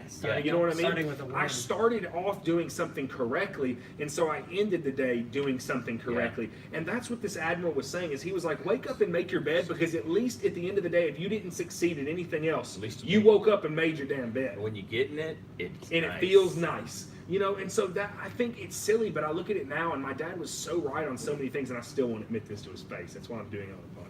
Because I'm too egotistical to admit you're right, Dad. But, the truth of it is I love him for all the things that I actually hated about him when I was younger, because now as I get older, I'm becoming just like my father.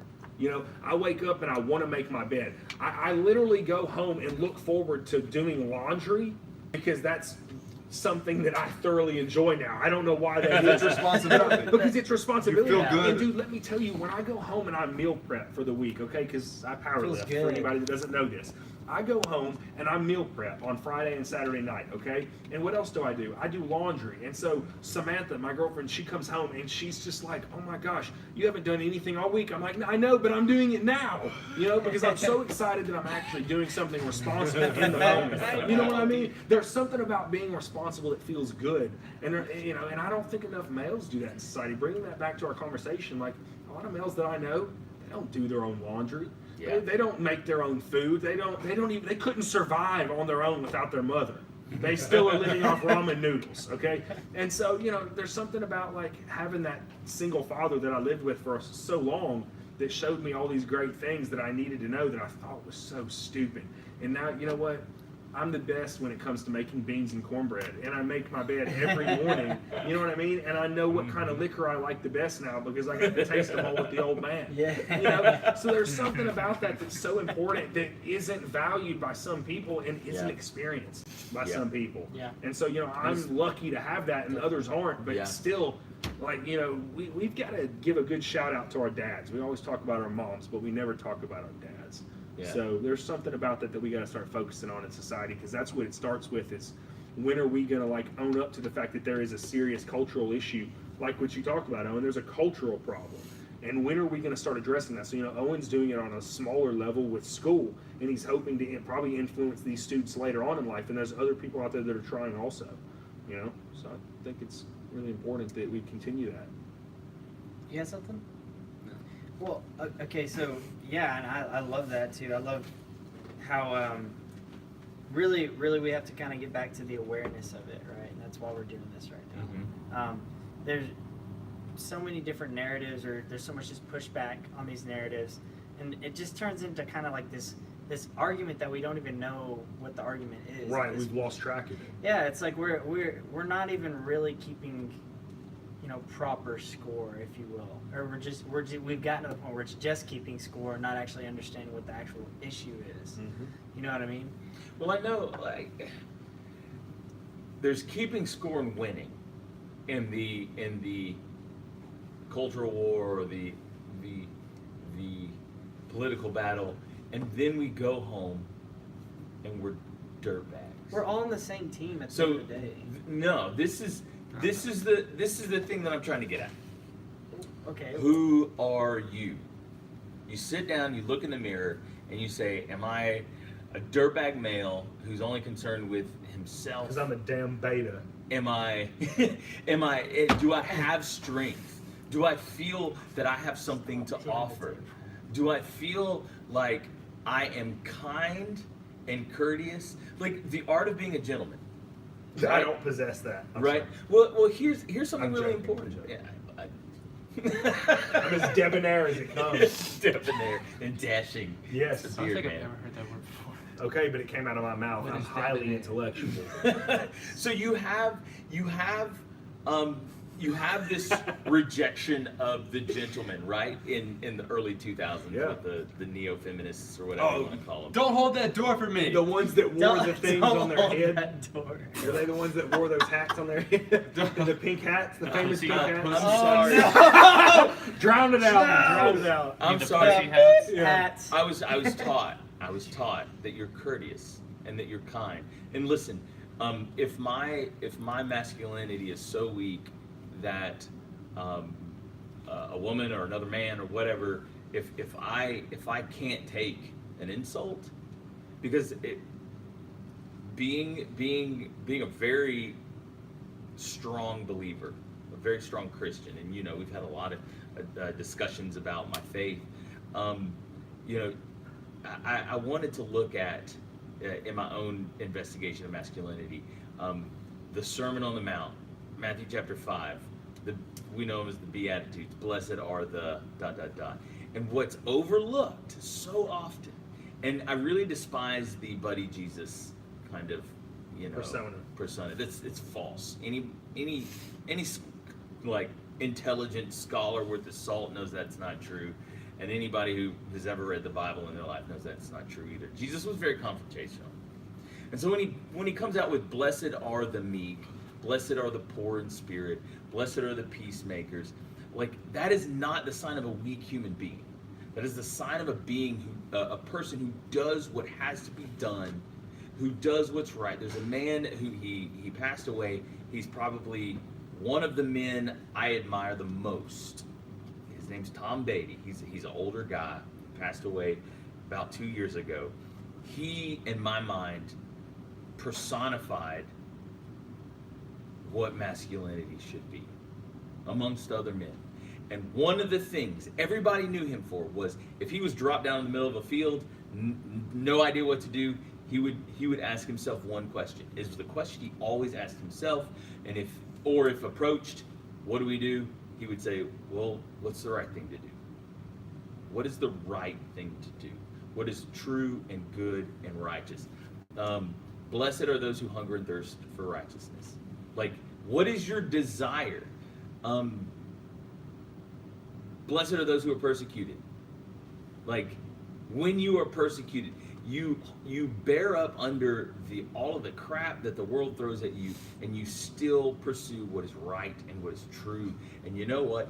The true statement is, we have very little control over the course of society.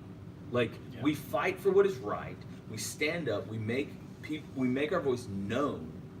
But the truth is, the trends and forces of the world They They go overpower us. They go their way. Yeah. But the question is, where are you? Walt Whitman. Well, I think it was Walt Whitman. Poem called "If." Anybody hear that poem? If. And he goes through all these things. I need to memorize it. That's a poem I need to have on my heart. But he ends the poem with this statement: if you can do all of these things he just listed, then you will be a man, my son. And what is more, the world will be yours and everything that is in it. I mean, that's powerful. Like, so Shall we read it on here? yeah, can I read it? Yeah, that's fine. I got it. Let's It do has a it, man. flash. If Thank you, Dr. Roy. I'm a man who loves poetry. So Also you're think- feminine? Most No. poets are men. I wrote a They are. prose poem last week. You what? I wrote a prose poem last week. Did you? Was Yeah. it good?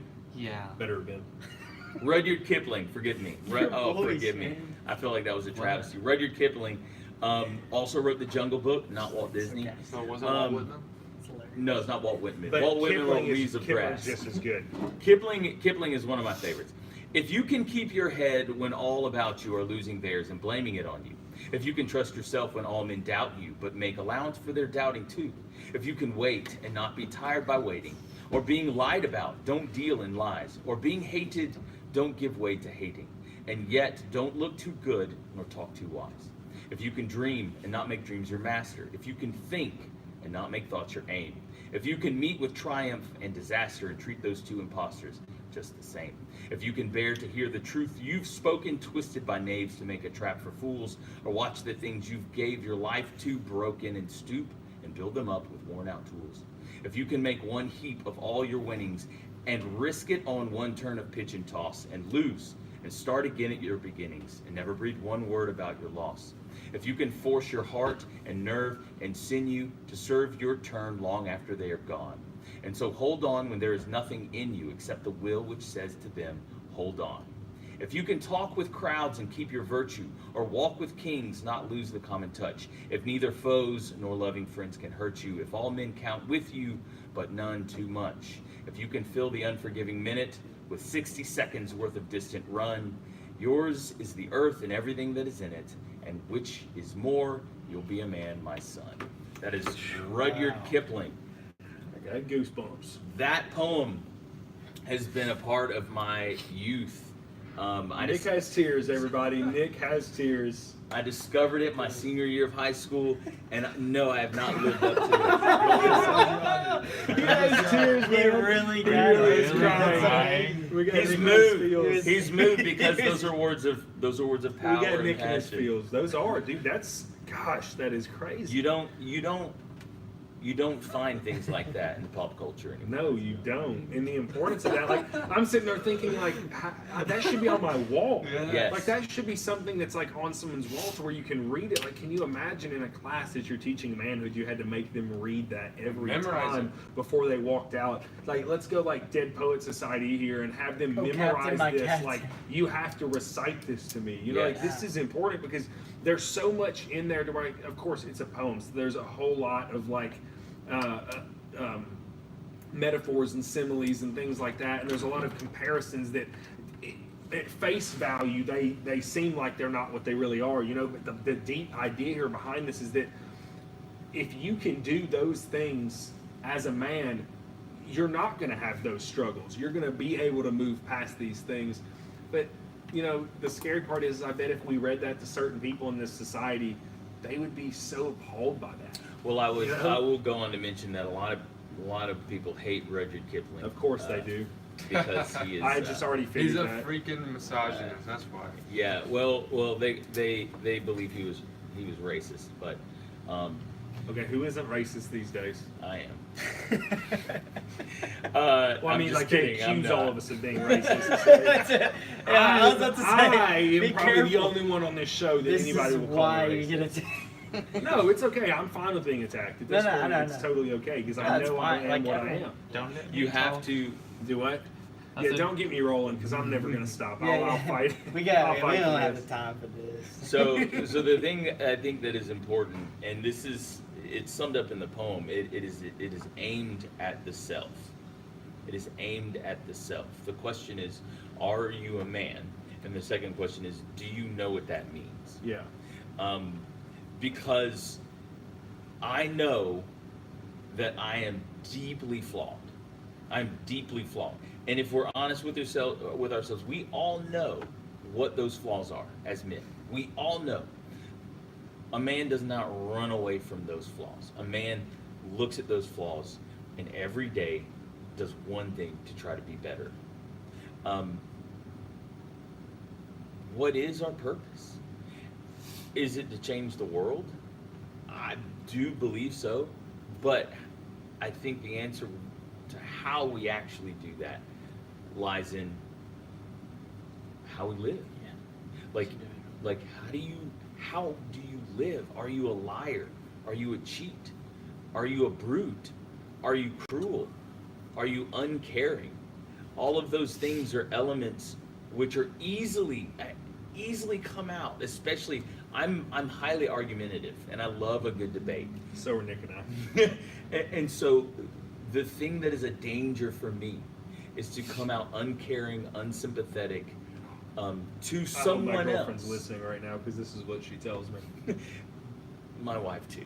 Now, my wife hates arguing with me Yeah, or because debating, and I don't do it exactly completely. because she thinks that I do it just to do it. Yeah, and to like be that mean. I get some enjoyment out of it. Well, I do. I'm not going to admit this, But you're I not have to doing always it. be You're right. not doing it to be cruel. It is a part of your communication. Yes, that's how I communicate. I have to analyze things through an argument or a And so debate setting. this is really important for us as men and how we engage with women. And I was having this conversation recently with a friend.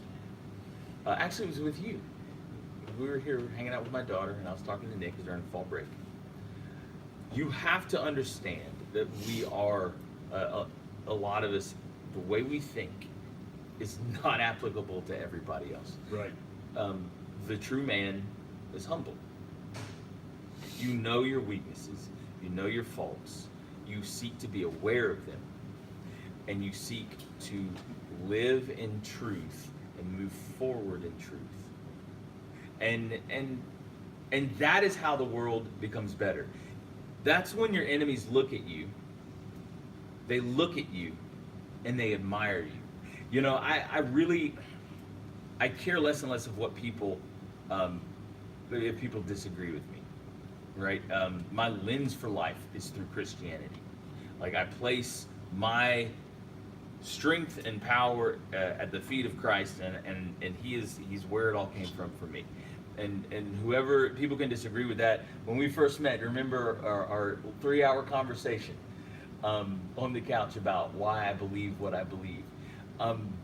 I will not back down from that. I think that is part of being a man. Well, again, it goes back to what you said in the beginning. Something about being a man, about like not turning and running. Yeah. About running towards whatever it is that needs to be fixed, solved, or fought, and doing it with like a humbleness about you, but also like a sense of like ferocity and like I'm gonna Yes. take this on with all that I can Passion. because that is what I am. Like Mongol I mentality. have to do this. And, you know, a man who runs from the danger ahead of him, the struggle that lies ahead of him, the things that he needs to get in order, the confrontations of concerning his fundamental belief system, you know, that's a weak man. Mm-hmm. And we're about to wrap it up. Yeah, we're gonna have closing remarks. I'm gonna leave with a quote from Jordan Peterson that's contingent upon that idea of a weak man turning and running. He says that there is nothing more dangerous than a weak man. So that man who's running from his problems eventually will be backed into a corner, and who knows how he's going to act. Right. A weak man, somebody who doesn't know how to respect women, how to treat women. You know, maybe it's not entirely his fault that he doesn't know how, but if he doesn't know how, and he doesn't have his life in order, and the world's chaotic. So if his life is chaotic as well, you know, that's when you find people who sexually abuse women. That's when you find That they become a danger yeah. to I mean, they the become cultural exactly. society that we live in. Those are the people who get arrested multiple times. Those are the people who have multiple children but don't raise their own sons and their own daughters. So that is dangerous to our society. So it is up to us as individuals, as boys or men, boys to become men to become more masculine, become better leaders, so that we aren't a danger to our society, and that we avoid being weak men. You good, Josh? I got something to say. Yeah, you know. Go Okay, so this is me being deeply philosophical, me always trying to cause confrontation. Prepare yourself. I have another question. So this is, again, like I always do this at the end of our podcast. I have a question that I want the viewers to pay attention to. So even if you go back and you listen to these afterwards, this is what I think you should take away from this. We sat down and had a different discussion today. So we set opinions aside, and we set political motive aside for once, to talk about something that we see as a real issue. Okay, so there's a problem going on in our society, and it's there, and I want people to go ahead and own it and own up to it, because that's how you will begin to solve the problem. To solve the problem, step one is owning up that you have a problem. Okay, so in our country, we need to own up that there's a serious cultural problem going on in our country with the family unit. Two, I think it's important that we all go give our dads and our grandfathers and our uncles and those masculine figures in your life, give them a pat on the back. Okay, if they're involved in your life, give them a pat on the back. If they're not involved in your life, get in connection with these people. Reach out to them and try to start a conversation with them, because you might not know this now, but you need them more than you think you do. They're important. So at the end of the day, my question for you is what are you going to do to add to this change? What are you going to do to benefit this?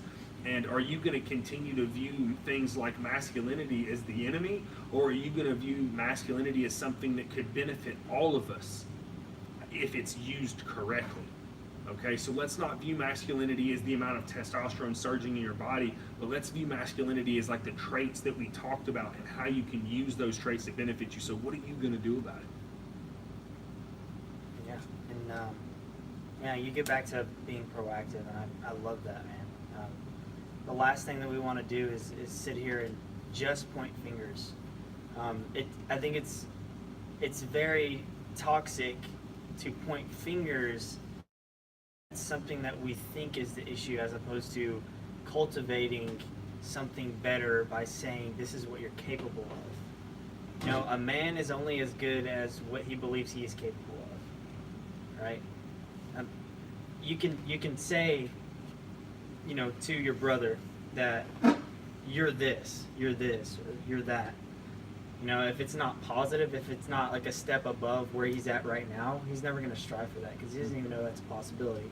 So if we're looking at a man and telling him, as a generality, as a society, you are toxic, we're not only setting the bar low, but that just creates this mentality, or this self-fulfilling prophecy, that he is going to do something even worse than that, because he believes that he is toxic. Yeah. We need to start cultivating strong men by saying, this is what you're capable of, show us. This is what you can't do it. Exactly. I think we need to be uplifting each other a lot more and talking about what the real objective is here. What's the goal? The goal is to cultivate men. It's not to put down men for their flaws. It's to cultivate a proactive direction. And I think we all should take responsibility in that, men and women. Absolutely. All right, so we want to thank Owen. This was episode 6, right? Thank you guys. So we want to That thank was Owen awesome. Cooper for joining us on the Truth Seekers podcast. We look forward to seeing everybody next week. It'll be Friday, as always. So tune back in, and again, ask us questions, even if it's afterwards. Ask us some questions and send us some things. You can actually get online. We have a website. Please check out the website, because you can actually reserve a spot with us. So you can actually go in and book a meeting and come and hang out with us here. Or if you have something you'd like to talk about, you can let us know while you're booking that meeting on our website.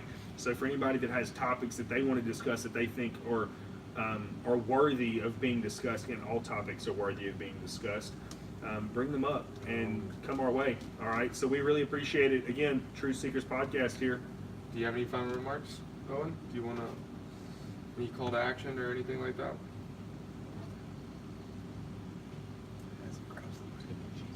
Strength and honor.